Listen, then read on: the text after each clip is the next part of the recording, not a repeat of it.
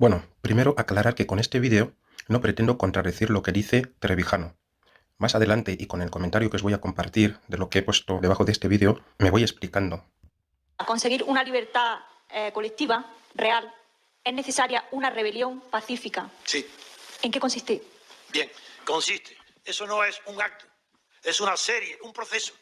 Y el primer paso del proceso consiste en no votar. Fíjate, no votar. El que vota, una de dos. O es un ignorante que no sabe lo que está haciendo, que es votando a la corrupción y la mentira, o bien lo sabe. Entonces, en el primer caso, tendría una suerte enorme que le llamaron es un pobre idiota. En el segundo caso, es un corrupto. Entonces, primer punto, no votar. Por deber moral. Pero no para conseguir nada. Ojo, cuidado lo que voy a decir. Primero, vamos a salvar nuestra propia dignidad. No votemos. No podéis ni siquiera imaginar los efectos catárticos que produce no votar. Las personas que no saben, que votan, y cuando me oyen han dejado de votar, han cambiado su vida. Y me dicen a mí, cuando me reúno con ellos, como en Murcia o en Almería, y lo han visto aquí, cito personas que han asistido a lo que estoy diciendo. Cuando digo no votar, me dice, yo mismo digo, bueno, es largo el procedimiento para llegar a la libertad política colectiva, y yo no lo veré. Y me contestan uno a uno todo igual. Don Antonio, nosotros ya hemos triunfado, porque nuestra vida ha cambiado 180 grados desde que sabemos por qué no votamos. Y porque sabemos a dónde puede conducir no votar. Han adquirido el dominio de sí mismos, el control de su indignación. No están indignados. Ya no hay peligro de que vayan a otros Podemos, porque no están indignados, porque conocen las causas que lo hubieran indignado. Y al conocer las causas se han liberado. Es decir, primer paso, no votar.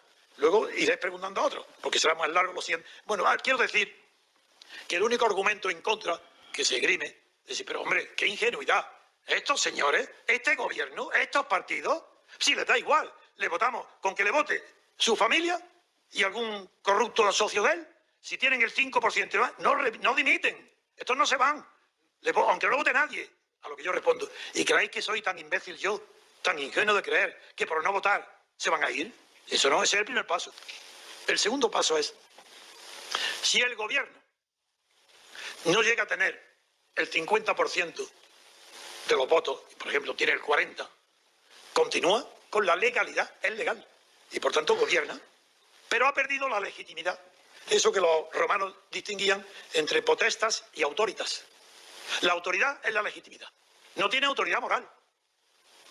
Tiene la legalidad, la potestad, tiene el poder y no dimiten, quieren el poder y de ahí no lo echa nadie. Mucho menos con razonamientos morales, eso ni saben lo que es. No tienen sensibilidad para eso.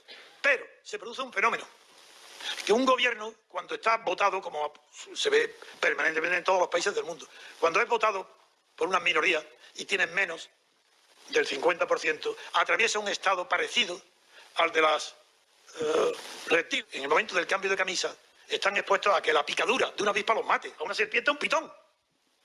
Bueno, pues eso es lo que pasa si a un gobierno no lo vota, más que un tercio, por ejemplo, está expuesto a que un incidente tan absurdo, pero que se va a producir siempre, como una señorita, la maestre, que considera que una capilla dentro de la universidad católica puede ser profanada. Pues ese incidente ridículo, que aquí no es ridículo, que aquí no pasa nada, cae un gobierno. Eso es lo que vosotros no sabéis, y yo sí, porque he estudiado la historia.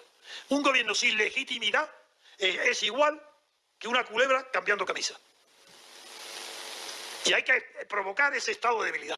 Esto es lo que yo he respondido a esto. Pero esta explicación de Trevijano sirve para las dictaduras, no para gobiernos corruptos perfectamente eliminables. Y veo a mucha gente que recomienda la abstención y no explica a la gente muy bien qué es la abstención, dónde se regula, qué porcentaje viene en la historia, qué porcentaje manejamos actualmente y qué porcentaje se necesita. Tampoco nos escenifica lo que es la abstención en relación a la sociedad en la que tenemos hoy en día, teniendo en cuenta lo que se busca con la abstención. Él habla de un proceso que no tocan solo el ámbito político, sino también el ámbito legal, sociológico, económico, psicológico, etc. Los resultados de la catarsis a la que se refiere solo afectan al ámbito político, pero es imposible o casi imposible que puedan afectar al ámbito social, económico y psicológico. Ejemplo claro, se está instaurando una Agenda 2030 que va como el reloj. Tenemos unos partidos políticos que nos dicen de forma clara que están a favor de esta agenda, a la cual casi todos sabemos ya a dónde nos está llevando. Ahora, nos toca a los ciudadanos elegir tanto moral como legal, así como legítimamente, al partido que menos daño puede traer a nuestra sociedad a corto, medio y largo plazo. Si muchos deciden no ir a votar, siempre habrá, bueno, voy a pasar por este lado porque él ya lo ha explicado, que habrá gente que vote, porque basta con que un 3% de personas vaya a votar en el sistema mayoritario para que pues, surjan los efectos que se necesita para formar el gobierno. Y no olviden que un escaño de promedio en España vale 100.000 votos. Pues eso está dentro de la explicación que he dado anteriormente. Es decir, con tal de que vayan a votar un poco más de 15 millones de españoles, teniendo en cuenta que en la historia de la democracia española normalmente votan siempre menos de 30 millones de personas, es suficiente para formar el gobierno. O sea, que vayan a votar a por lo menos 15 millones. Ahora, con un gobierno que quiere controlar los medios de comunicación, censurar en las redes sociales, controlar las escuelas públicas, la justicia, gobernar con reales decretos ignorando la existencia del Parlamento, con total poder y manejo libre de las fuerzas y seguridad del Estado, control a la Fiscalía, contratando a los mejores abogados del Estado, imponiendo qué se debe enseñar en las escuelas, lanzando casi todos los días reales decretos que limitan los derechos de los padres sobre los hijos, con multas mileuristas si se ponen bravos esos padres, legalizando actividades muy perniciosas para la convivencia, como la pedofilia, legalizando a partidos criminales, a vendedores de drogas, de armas, manejando la geoingeniería, resecando los embalses, prohibiendo la agricultura, ganadería, pesca, así como la explotación de recursos naturales de un país, subiendo impuestos, abriendo fronteras, liberando a violadores y reduciendo cada vez más las penas a delitos sexuales, malversación, sedición, pactando con terroristas, vendiendo islas vinculadas al país desde hace siglos a otros países, firmando acuerdos internacionales que limitan la soberanía nacional, imponiendo vacunaciones obligatorias en un mundo donde cada vez surgen expertos que hablan de la reducción de la población, así como los que quieren imponer un alto control de la población a través de las tecnologías implantadas en cuerpos humanos, etcétera y etcétera. De verdad, Trevijano nos quiere convencer de que en la historia que manejamos y en la que nos encaminamos en nuestro mundo de hoy, a corto plazo, es decir, de hoy a 2030, la gente vivirá feliz, con una mente tranquila, con una economía rebosante y relacionándose con sus vecinos de forma cordial y amistosa, si no va a votar. O sea, con la abstención, tú aguantarás que impongan a tu hijo ideologías en clase que tú no puedes hacer nada, porque el gobierno que se ha votado está imponiendo todas esas cosas. Vivirás tranquilo, te relacionarás con las personas que hacen esas cosas, las fronteras abiertas y este número de cosas que están pasando. Por eso yo he concluido diciendo que creo que no. La abstención es la muerte prematura de nuestras vidas y el sometimiento inmediato y sin paliativos al nuevo orden mundial. ¿Por qué?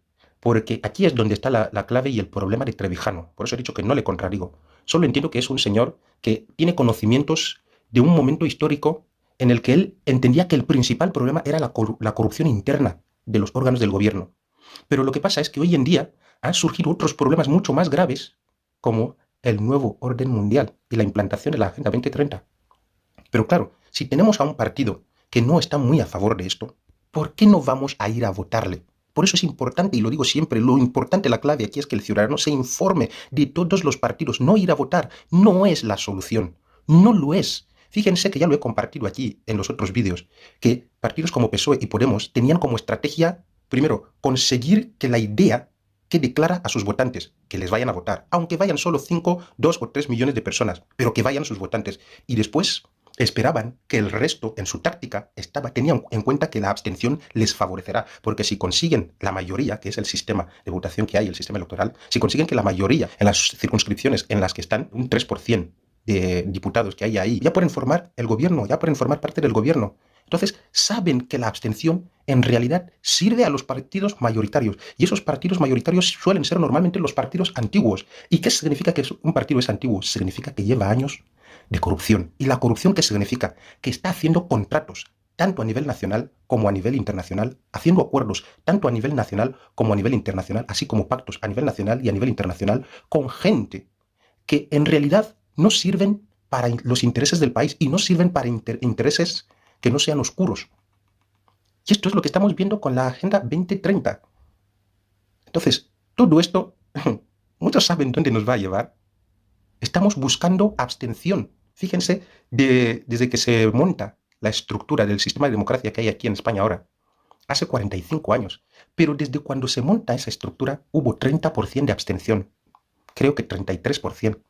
Desde ahí hasta hoy, la gente, el mismo Trevijano, ha estado trabajando duro, como le veis, concienciando a la población para que la abstención pueda crecer. ¿Cuánto él ha conseguido? Y todos los demás, como Rubén Gisbert, jóvenes youtubers con mucha influencia que llega a mucha gente. A pesar de eso, ¿cuánto han conseguido hacer crecer la abstención? La abstención ha crecido desde hace 45 años hasta hoy solo al 36%, es decir, como unos 3 puntos o unos 6 puntos.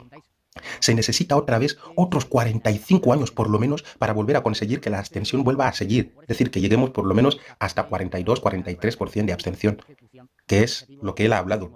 Y la Agenda 2030 no necesita 45 años. Además, que él no ha tenido en cuenta el nivel de control que hay en las redes sociales ahora. Porque los gobiernos antiguos ya tienen controlado las televisiones. Ya tienen acuerdos y pactos ahí bloqueados que ellos van a hacer lo que sea para que no se les saque el poder de esas televisiones. Ahora, el único remedio que tienen los ciudadanos libres son las redes sociales. Y ellos están llevando y promoviendo acuerdos, incluso en el Parlamento Europeo a nivel internacional, para que se pueda controlar las redes sociales. ¿De verdad esperáis que con la abstención vamos a alcanzar a mayor número de personas en una sociedad que también vamos a tenerlo en cuenta? La sociedad de ahora está más dividida que nunca. Cada uno tiene la idea de que si este me va a dar paguitas, a él voy a defender. ¿Crees que vas a convencer a este que no vaya a votar? Se va a reír a tu cara. Entonces, todo eso Daniel Trevijano no lo tuvo en cuenta, porque es un señor que en su momento vivía de estas ideas, vio los problemas de su momento, pero ya tenemos nuevos problemas, tenemos nuevos enemigos que se han añadido a los anteriores. Y ténganse en cuenta, yo lo he buscado, Trevijano no habló sobre lo que es la Agenda 2030. Él no ha mirado las teorías conspiranoicas de reducción de población y cosas como estas, no lo miró. O sea, cuando él habla de esto, se enfoca más en lo que es, en lo que la corrupción afecta a la población.